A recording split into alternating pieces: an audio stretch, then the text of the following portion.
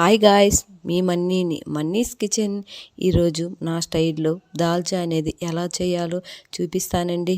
ఇది బిర్యానీ, బగారా, రోటీ ప్రతి దాంట్లో కాంబినేషన్కి సూపర్గా ఉంటుందండి. ఇవి ఇడ్లీ, దోశ, వడ ప్రతి దాంట్లో వేసుకోవచ్చు. అంత రుచిగా ఉండే దాల్చాని ఈరోజు మనం నా స్టైల్లో చూపిస్తానండి. ముందుగా ఒక కుక్కర్ అనేది తీసుకొని అందులోకి మనం ఒక పచ్చెనగపప్పు అనేది 1 కప్పు అనేది తీసుకోవాలా. మరో కప్పు మనం కందిపప్పు అనేది తీసుకోవాలండి.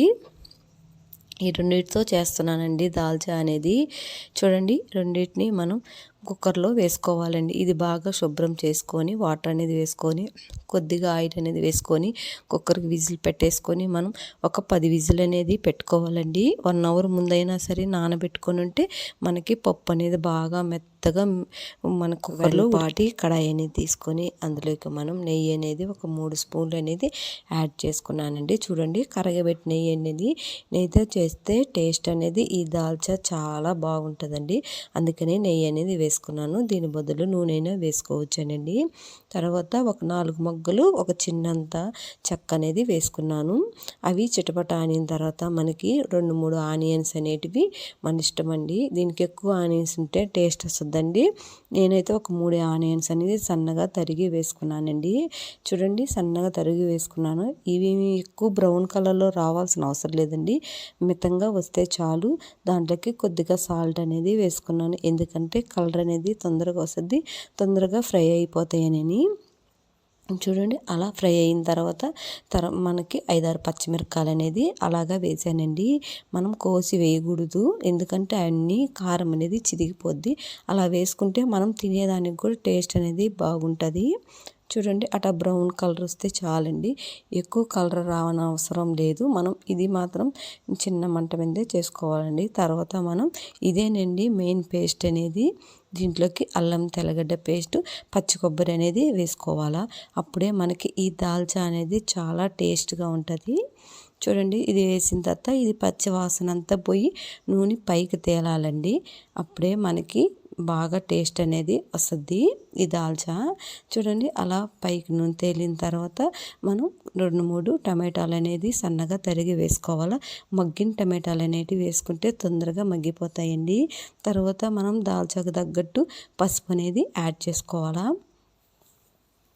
ఇవన్నీ బాగా మిక్స్ చేసుకోవాలండి. మనకి ఇది బాగా సిమ్లోనే బాగా ఉడికిపోవాలా. ఎందుకంటే టమాటా ఇవన్నీ మసాలాలన్నీ బాగా మనకి ఫ్రై అయితేనే మనకి పచ్చి వాసన అనేది పోతుంది. తర్వాత నేను దోసకాయ ముక్కలండి, అవి పెద్ద దోసకాయ ఒకటి తీసుకున్నానండి. మీడియం సైజుగా కట్ చేసుకున్నాను. చూడండి, వీటిని కూడా వాటిలో వేసేసాను.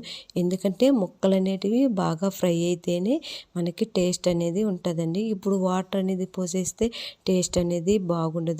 తర్వాత నేను 2 మునక్కాయలు అయితే తీసుకున్నానండి. ఈ మునక్కాయలు మనకి మంచి ఫ్రెష్గా ఉండే మునక్కాయలండి. ఇవి కూడా బాగా వేసేసుకొని బాగా మగ్గనివ్వాలండి.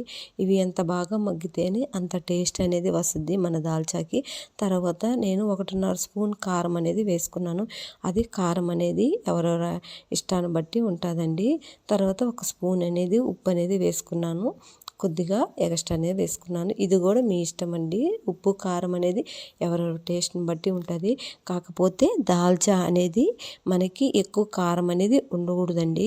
కొద్దిగా పుల్లపుల్లంగా ఉంటేనే మనకి బగారా కానీ, రోటీకి కానీ, బిర్యానీ కానీ, మన ఇడ్లీ సాంబార్కి కూడా బాగుంటుందండి. ఇలా ఒక్కసారి ట్రై చేయండి, మీరే చెప్తారు చాలా బాగుందని. తర్వాత మనం మూత పెట్టేసుకొని ఒక 10 నిమిషాలు అనేది మగ్గనిచ్చుకోవాలండి.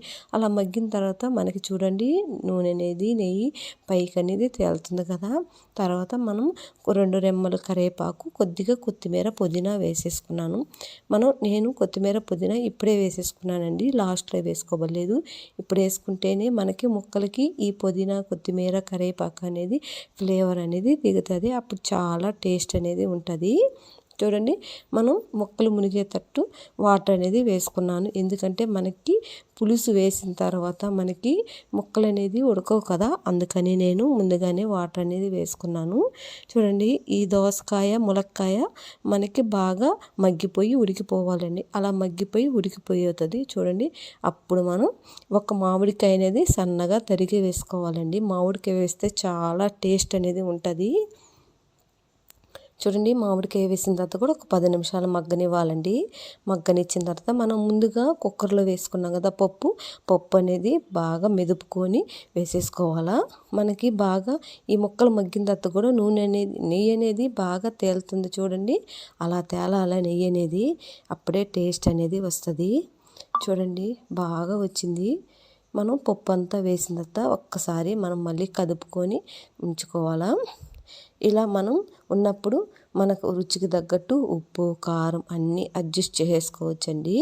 మనం ఇప్పుడు పులుపు కోసం మనం చింతపండు, ఒక నిమ్మకాయ అంత సైజు చింతపండు ముందుగా నానబెట్టుకొని ఉన్నానండి.